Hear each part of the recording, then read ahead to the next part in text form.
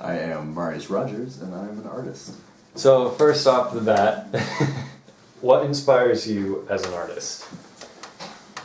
That's a good question. Kind of depends on the day. I get a lot of enjoyment out of contrasting elements. I love working in either very dark mediums and themes in very light ways, and sometimes the complete opposite, in maybe rendering a not very serious theme in a very dark and moody concept. What do you like to work with most, like medium-wise, and why? I think mediums really come down to what level of control I'm looking to have in a piece.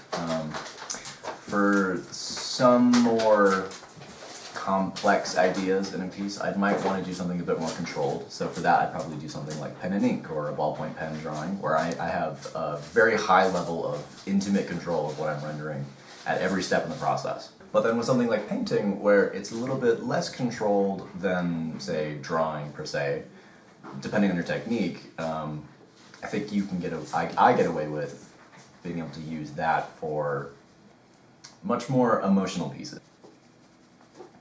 Who are some artists, if any, that have influenced your artistic style? Funnily enough, this is a little bit of a weird poll, but growing up in the digital age, we both watched a lot of YouTube growing up. Mm-hmm. I would say currently, right now, I'm finding a lot of inspiration, funnily enough, from Julia Lepetit from Drawfee. Because as an artist, she's got incredible technical skill, but is able to apply it in so many different mediums and styles effectively. She's able to replicate artists for challenges and videos very effectively. But with that, I would say that's a general inspiration, but more specifically, there are other artists that I think are phenomenal. Yoji Shinkawa comes to mind. He is the main concept artist for the Metal Gear Solid series. He's got a lot of really crazy pen and ink drawings and stuff like that are just, they're illusionistic in that your mind finishes a lot of the piece for you. He doesn't render a lot of the actual structure of the head, or he'll even leave some of the background to actually fill in the gaps for you. Mm-hmm. He doesn't draw a full face almost ever.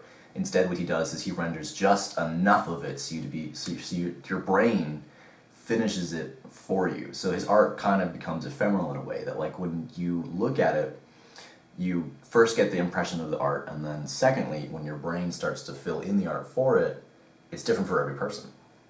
What the artist draws and what the viewer sees and how their brain works with his lines, is that interaction there I find crazy and fascinating and hugely inspiring. And how would you say art is important to you?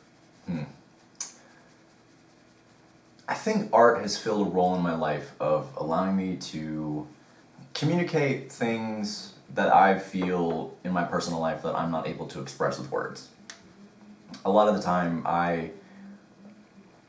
mostly my personal work, I would say, there's a lot of feelings that I don't express in my day-to-day life that I do express to myself, or at least I discuss with myself on the page. Mm-hmm. And to me, it's very therapeutic. I feel if I didn't have art, I would be a bit more adrift in myself. I wouldn't be necessarily able to understand what I'm feeling. I wouldn't be able to move forward with it in a healthy way.